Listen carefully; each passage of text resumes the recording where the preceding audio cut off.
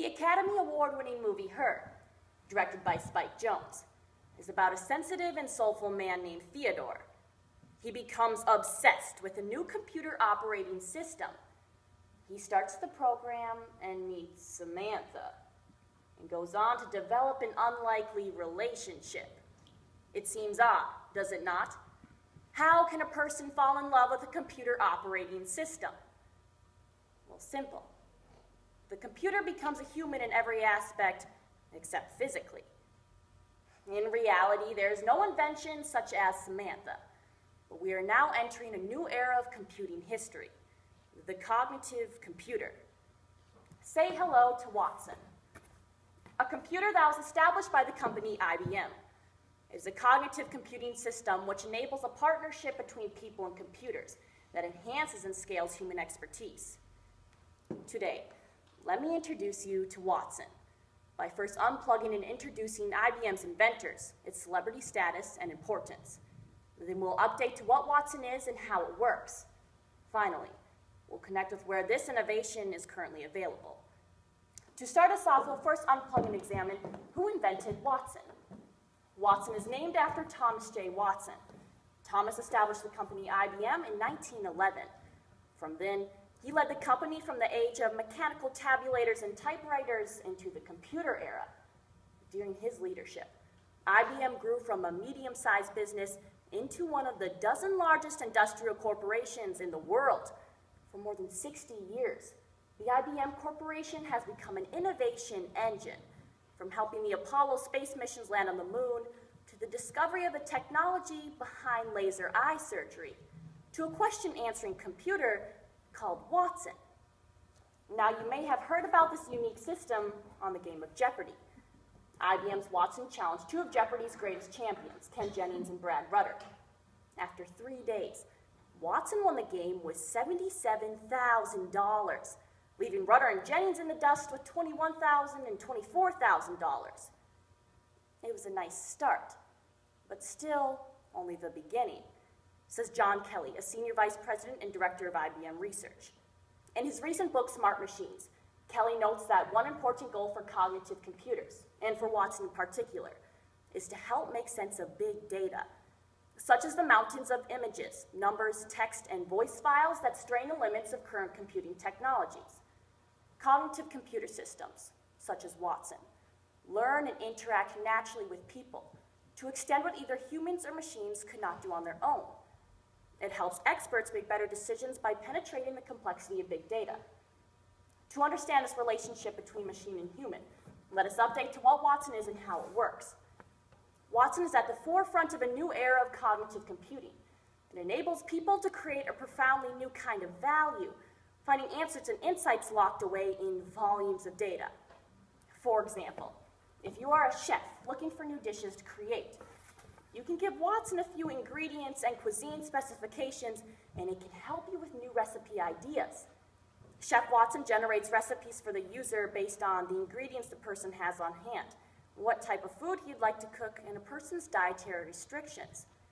Chef Watson is working with world-class chefs from the Institute of Culinary Education to discover entirely new flavor combinations.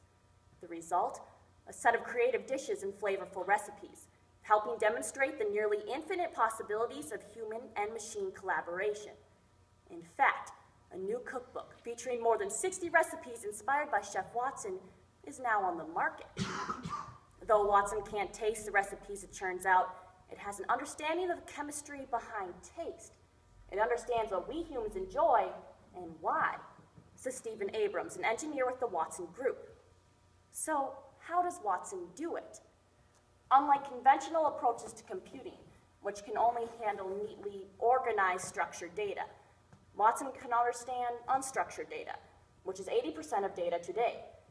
This includes anything from literature, articles, research reports, to blogs, posts, and even tweets. Watson actually reads and interprets that text like a person. According to a November 13, 2013 article in the Scientific American, when Watson goes to work in a particular field, it learns the language and can electronically ingest the raw data of that domain. Take the term cancer, for instance. Once Watson is trained in that domain, it's then presented with complex healthcare problems, where the treatment and the outcome are known. So you literally have Watson try to determine the best diagnosis or therapy. You do this several times. And the learning engines in Watson begin to make connections between pieces of information. The system learns patterns, it learns outcomes, and it learns what sources to trust. Some journal articles and some doctor diagnoses are more accurate than others. Watson learns all of this.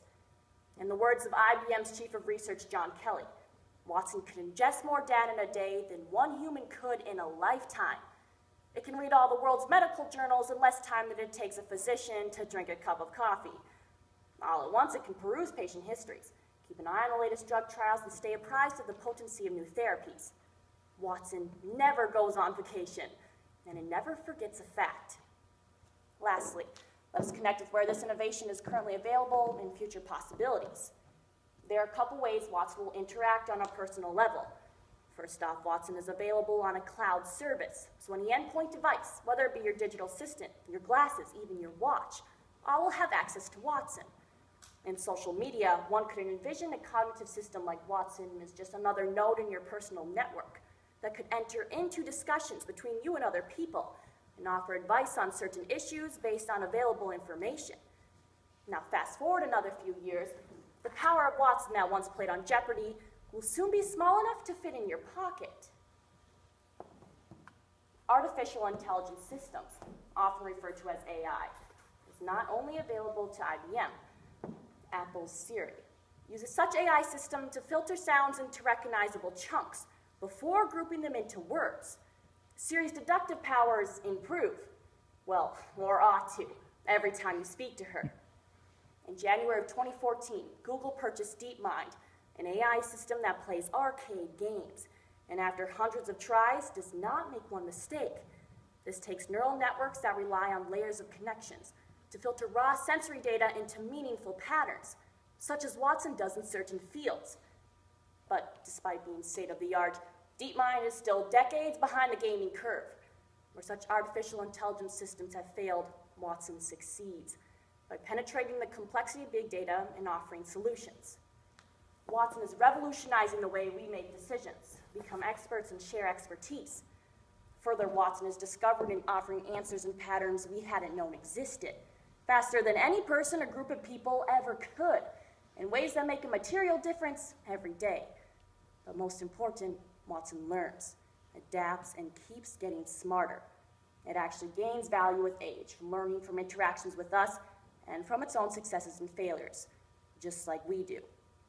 So perhaps someday we will all have our own personal Samanthas, except we will call it Watson.